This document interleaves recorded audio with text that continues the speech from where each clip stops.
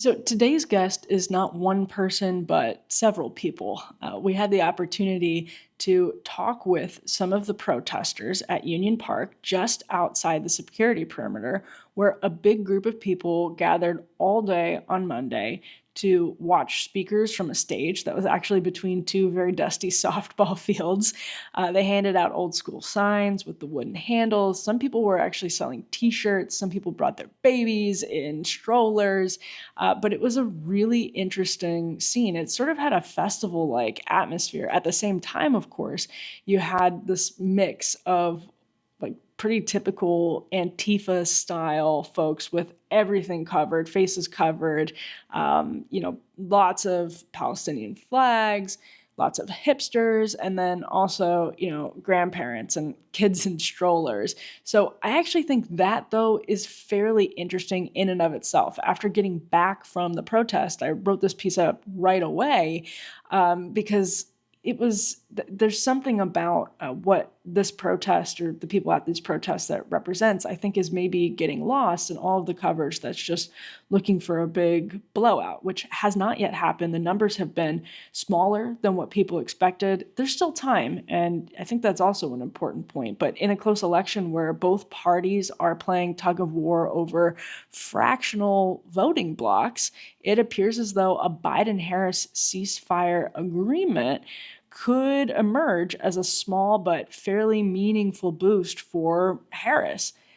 Again, it's not getting a lot of attention, but the numbers really check out. Biden himself called for a ceasefire on Monday night, and he said, quote, "Those protesters out in the streets have a point." The next line of his speech was, too many innocent people are dying. And then he said, on both sides, which obviously doesn't placate the protesters. A couple of minutes into Biden's speech, he actually got protested. Someone unfurled a banner. They were dealt with really quickly, so it didn't make a huge mark on his speech. But it is notable that he went out of his way to say those protesters out there have a point. So let's listen to my interviews, my conversations with some of these interesting people who gathered in Union Park, just on the edge of the security perimeter. They're not inside the convention where the party loyalists are, but they were gathered, I would estimate, a couple of thousand in the sunny midday here in Chicago. What brings you out here today? Just standing up for the people of Gaza and advocating that our government keep our tax dollars here rather than giving it to foreign governments. Are you going to vote for Kamala Harris, or are you uncommitted? I'm uncommitted at this time. Why uncommitted? Oh, because they haven't committed to a ceasefire. They haven't committed to stop giving bombs to the Israeli government yet. So those are the commitments that we need in order to commit to the Democrats. Are you from Chicago? I am. How do you think the city has handled everything protest-wise? Not bad. I think the mayor has come out on the side of those who are standing up for justice. So I mean that's a good step forward. I'm here to support the efforts to keep the Palestinian issues in front of the DNC. And do you think you'll vote uncommitted? Are you supporting Harris?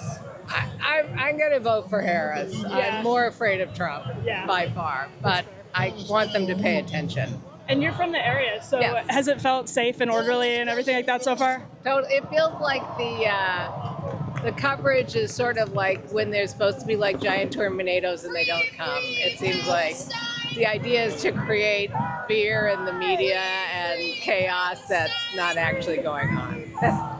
It's okay if you don't have thoughts on this, but I was watching Fox News cover Brandon Johnson this morning, and it was a lot of sort of boogeyman. He's the arch evil leftist mayor. Is that the case? How do you feel about him? Arch evil? No, I don't feel that he's the arch evil mayor at all.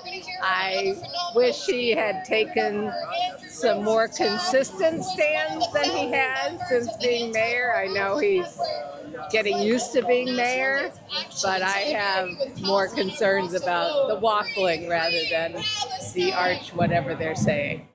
Are you going to support Kamala Harris? Are you uncommitted? She's not getting my vote unless she can permanently cease fire in Gaza and stop sending weapons to kill innocent children and babies. And what brings you out here today? We're with Jewish Voice for Peace Indiana, and we came up here to join the Jewish Voice for Peace Chicago group. That's one of the 241 groups that are endorsing this and supporting this march and rally today. Have you all seen growth since over the last few months? Yeah, absolutely. I think we've had lots of people, Jewish people and others who are coming to us, and as they learn about what's happening and they're appalled by the genocide and the U.S. complicity in genocide, people have been coming to JVP, joining our organization, and finding other ways to support and speak out on what's happening in Palestine. Is it mostly young people that are coming for the first time, that type of crowd? Or tell us about the new people joining up. Yeah, it's a range of people. We have lots of young people, and the movements across college campuses has been one of the most inspiring things that I've ever seen in this work and I've been doing this for the past 10 years or so. So seeing that has been great. But we also have people from all parts of their lives who are sort of reassessing their relationship with Zionism, with their support of the state of Israel after seeing what Israel's been doing in Gaza and in Palestine. Is it frustrating to hear the media narrative about what Jews have to think, how they have to approach the question of Zionism? Is that kind of what motivates you to be a part of this movement? Yeah, I think that we just know that that's not true, and that there's nothing about our Judaism that demands that we support the state of Israel, and that for us, when we think about being Jewish, what we know Judaism stands for is a belief in freedom, safety, equality for all. So that supporting Palestinian people, supporting the Black and Palestinian organizers of this type of march today is exactly where our Judaism tells us we need to be.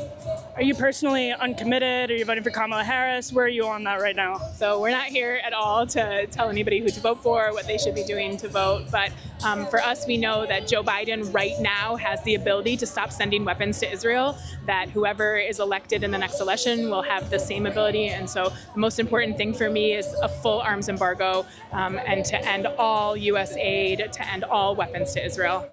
So there you have it. Some people won't vote Harris no matter what, which is fairly typical when you're talking to kind of far left activist groups like this one was. On the other hand, with Trump so detested by people on the left, that motivation to block another Trump presidency could convince enough people to ditch third-party candidates. We're not even talking about RFK Jr. because in the wake of Biden's dropping off the ticket, his candidacy has taken a significant hit. So if Harris is part of an administration that reaches a ceasefire agreement that activists are satisfied with, that they don't feel is just sort of a rubber stamp, then she could really make inroads with this. Again, I'll concede it's a fractional voting bloc. But when you're talking about, if you're thinking back to how Jill Stein did with a fractional group of voters in Pennsylvania, Michigan, and Wisconsin, especially Pennsylvania, when people thought Trump wouldn't win. So a lot of people probably were out there casting protest votes. It's just a different situation now. And so I think that ceasefire clearly could be pretty meaningful electorally. Again, not a lot of people are talking about that in the context of all of the protesters gathered here. But Biden himself said in his remarks on Monday, Kamala and I are going to keep working. I intend to get it done. I think that tells you what you need to know.